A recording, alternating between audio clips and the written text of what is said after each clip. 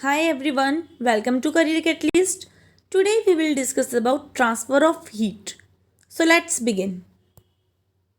जब आप आइस को ऐड करते हैं किसी भी वार्म वाटर में या वार्म ड्रिंक में तो क्या होता है, हीट एनर्जी ट्रांसफर होना स्टार्ट हो जाती है ड्रिंक से आइस में, और उसका रिजल्ट ये होता है कि आइस धीरे धीरे मेल्ट होना स्टार्ट हो जाती है।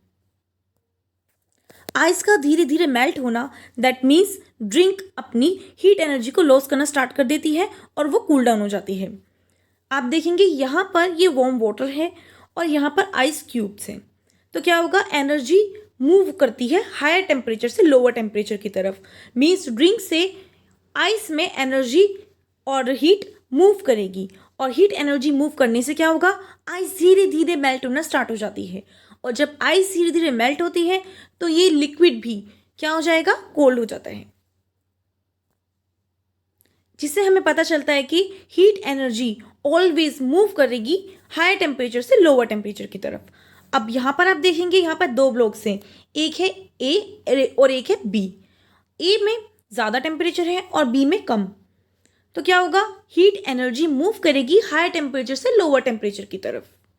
जब ये कांटेक्ट में आते हैं और यहाँ पर मॉलिक्यूल्स का कॉलिजन होता है तो यहाँ की एनर्जी ट्रांसफ़र हो जाती है लोअर एनर्जी में, और लोअर एनर्जी में ट्रांसफ़र होने के बाद क्या होगा, दोनों का टेम्परेचर इक्वल हो जाता है। मीन्स ए और बी का टेम्परेचर अब इक्वल हो जाता है। तो ये है हीट एनर्जी का फ्लो होना, और जब टेम्परेचर इक्वल हो जाता है तो अब हीट फ्लो होना स्टॉप हो जाती है। इसके पीछे क्या कंसेप्ट है जब हीट एनर्जी ट्रांसफ़र होती है हायर टेम्परेचर से लोअर टेम्परेचर में, चलिए जानते हैं। आपने देखा होगा हीट एनर्जी ट्रांसफ़र होगी वन सिस्टम से दूसरे सिस्टम में जब जब दोनों में टेम्परेचर का डिफरेंस होगा। हमने यहाँ पर देखा था एनर्जी तभी फ्लो करेगी जब एक टेम्परेचर ज़्यादा होगा दूसरे का टेम्परेचर कम होगा। मीन्स हीट एनर्जी को फ्लो करने के लिए दोनों बॉडीज में टेम्परेचर डिफरेंट होना चाहिए, जिसे हम बोलते हैं हीट एनर्जी। ये एनर्जी सारी क्या है, हीट एनर्जी या फिर थर्मल एनर्जी। थर्मल एनर्जी जब ट्रांसफ़र होगी तो वो तीन मोड्स में ट्रांसफ़र हो सकती है। First is conduction, second one is convection and third one is radiation. So one by one हम तीनों को डिस्कस करेंगे। थर्मल एनर्जी हमेशा फ्लो करेगी हायर टेम्परेचर से लोअर टेम्परेचर में। जब आप फूड को कुक करते हैं तो क्या होता है, फूड धीरे धीरे हॉट होना स्टार्ट हो जाता है। तो ये कौन सा मोड है, ये यहाँ पर भी तीनों मोड्स आते हैं, convection, conduction and radiation. First हम डिस्कस करते हैं कंडक्शन क्या होता है। कंडक्शन ऑफ हीट में आप देखेंगे कि किसी भी सॉलिड में जब कंडक्शन ऑफ हीट होगा तो हीट एनर्जी मूव करती है हायर टेम्परेचर से लोअर टेम्परेचर की तरफ। अब आप यहाँ पर देख सकते हैं, यहाँ पर ये कैंडल बर्न हो रही है और इस एरिया में ये एल्यूमिनियम की रॉड है, हम एज्यूम करते हैं एल्यूमिनियम की रॉड है, और यहाँ पर टेम्परेचर क्या है, ज़्यादा है, और इस साइड में टेम्परेचर क्या है, कम है। तो हीट एनर्जी मूव करेगी हायर टेम्परेचर से लोअर टेम्परेचर की तरफ, और धीरे धीरे एक टाइम ऐसा आएगा कि धीरे धीरे आपको भी जब हीट यहाँ तक आ जाएगी तो आपके हैंड पर आपको हीट फील होनी स्टार्ट हो जाएगी और आपको बर्न, आपकी स्किन बर्न होने का आपको डर रहेगा। तो ये है conduction of heat. Conduction of heat हमेशा मूव करेगी हायर टेम्परेचर से लोअर टेम्परेचर में, और ये मोस्टली हॉरिजॉन्टल होती है, ये ऊपर की तरफ हीट मूव नहीं करती। आप यहाँ देख सकते हैं कंडक्शन ऑफ हीट कैंडल में किस तरह से हो रहा है। ये बर्निंग कैंडल है और यहाँ पर भी मॉलिक्यूल्स का कोलिजन हो रहा है। मीन्स जहाँ हमने यहाँ देखा था हीट एनर्जी फ्लो कर रही है, ये फ्लो कैसे कर रही है, कैंडल से यहाँ पर मॉलिक्यूल्स का क्या हो रहा है, कोलिजन हो रहा है, जिसकी वजह से हीट ट्रांसफ़र हो रही है। जब आप देखेंगे कि कोई भी रोड होती है उसको हीट किया जाता है तो मॉलिक्यूल्स हाई टेम्परेचर से लोअर टेम्परेचर की तरफ मूव करते हैं।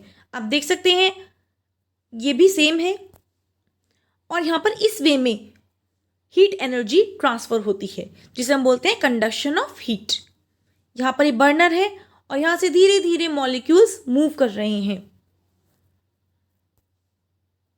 अब हम एक एक्सपेरिमेंट के थ्रू देखते हैं कंडक्शन ऑफ हीट होता क्या है। इस एक्सपेरिमेंट में हम यूज़ करेंगे कैंडल को और एल्यूमिनियम की रोड को। ये है एल्यूमिनियम की रोड, और यहाँ पर जो आपको ये ब्लैक दिख रहा है ये क्या है, ये कैंडल की वैक्स है। कैंडल की वैक्स को यूज करके हमने आयरन की नेल को यहाँ पर स्टिक किया है। आयरन की नेल क्या होती है?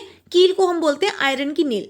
आयरन नेल को हमने यहाँ पर कैंडल वैक्स के थ्रू हमने उसको आयरन रोड पर उसको स्टिक किया है। अब हम क्या करेंगे, आप देखेंगे यहाँ पर हम कैंडल बर्निंग कैंडल होगी और उससे क्या होगा, यहाँ पर हायर टेम्परेचर है, मीन्स आयरन की रोड में एक साइड पर ही सिर्फ कैंडल रहेगी और यहाँ पर हायर टेम्परेचर होगा और हीट एनर्जी अब मूव करेगी हायर टेम्परेचर से लोअर टेम्परेचर की तरफ। दैट मीन्स यहाँ से यहाँ पर हीट एनर्जी मूव करेगी।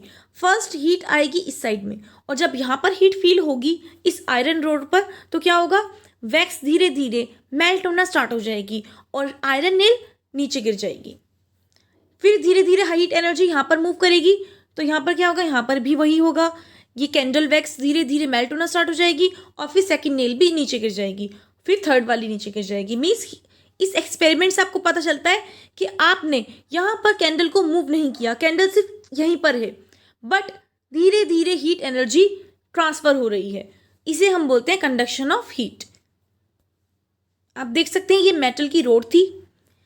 कंडक्शन ऑफ हीट में हमेशा एनर्जी को मूव करने के लिए किसी न किसी मटेरियल की जरूरत पड़ती है और यहाँ पे मटेरियल क्या है, आयरन की रोड, मेटल रोड है। मेटल रोड हमेशा मूव करेगी, यहाँ पर हीट एनर्जी मूव करेगी। अब आप देखेंगे ये धीरे धीरे नेल्स नीचे गिरना स्टार्ट हो जाएंगे क्योंकि यहाँ पर वैक्स मेल्ट हो जाएगा। मेल्ट तभी होगा जब हम वहाँ पर हीट फील होगी।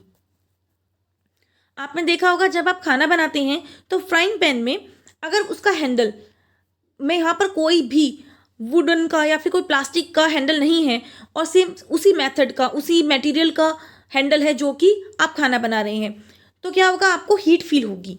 अगर काफ़ी टाइम तक फ्राइंग पैन में हीट होगी तो आपको भी वो जलेगा, आपके हैंड पर ऐसे लगेगा आपको स्किन भी बर्न हो रही है।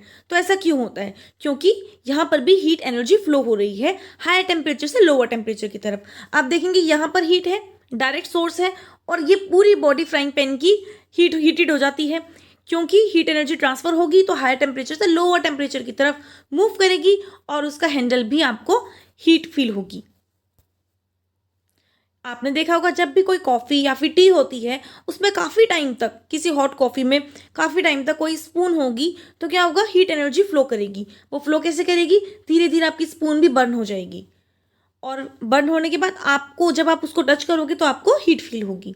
तो यहाँ पर भी क्या हो रहा है, कंडक्शन ऑफ हीट। हम एक और एक्टिविटी देखते हैं।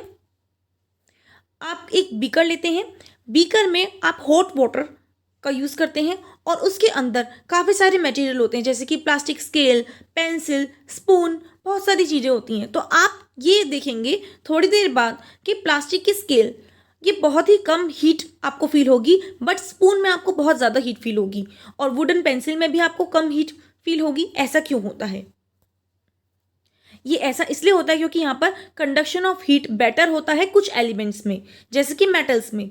जैसे कि आपको स्पून में फील होगा, वहाँ पर आपको हीट ज़्यादा फील होगी क्योंकि वो ज़्यादा हीट को ट्रैप कर सकते हैं, but plastic and would heat को ट्रैप इतना नहीं कर सकते।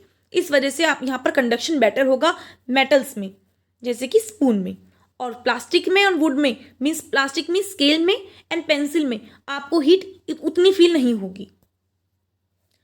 इसको हमने इस वजह से हमने डिवाइड किया है कंडक्टर में एंड इंसुलेटर में कि कुछ मेटल्स होंगे जैसे कि silver, gold, copper, steel and sea water, ये क्या होते हैं, हीट को ट्रैप कर लेते हैं, और कुछ होते हैं जैसे कि rubber, glass, oil, diamond and wood, ये हीट को उतना ट्रैप नहीं कर पाते। तो the material that conduct heat are called thermal conductor, means heat को अच्छे से ये ट्रैप कर पाते तो इन्हें हम बोलते हैं thermal conductor. The material that don't conduct heat are called thermal insulator, जो कि हीट को ट्रैप नहीं कर पाते उनको हम बोलते हैं इंसुलेटर। जैसे कि आपको स्केल में फील हुआ, वहाँ पर आपको हीट इतनी फील नहीं हुई क्योंकि वो क्या है, प्लास्टिक का है, और रबड़ में भी आपको हीट फील नहीं होगी, ऐसे ही आपको पेंसिल में भी हीट फील नहीं होगी, बट आपको स्पून में या बाकी मेटल्स में उनमें आपको हीट फील होगी, तो उन्हें बोलते हैं कंडक्टर, और जिनमें हीट ट्रैप नहीं कर पाते जो, उन्हें बोलते हैं इंसुलेटर। आपने देखा होगा फ्राइंग पैन में ये हैंडल होता है। अब हैंडल किस लिए होता है, क्योंकि यहाँ पर क्या होगा, हीट कंडक्शन ऑफ हीट होगा, हीट ट्रांसफर करेगी और हैंडल तक हीट जाएगी और आप उसको पकड़ नहीं पाएंगे। तो क्या होगा, यहाँ पर बेकेलाइट का यूज़ होता है मटेरियल, और बेकेलाइट क्या है, प्लास्टिक की एक फॉर्म है। तो प्लास्टिक भी हीट को ट्रैप नहीं कर पाती, जिस वजह से आप इजीली हैंडल को आप यूज कर सकते हैं। The important point to remember in conduction is that heat travels from one point to other through the material. Means conduction of heat में किसी ना किसी मटेरियल की जरूरत पड़ती है हीट को ट्रांसफर होने के लिए। आज के लिए इतना ही। नेक्स्ट वीडियो में हम पढ़ेंगे convection of heat and radiation of heat. अगर आपको हमारी वीडियो अच्छी लगे तो प्लीज वीडियो को लाइक करें एंड चैनल को सब्सक्राइब करें। Thanks for watching my videos.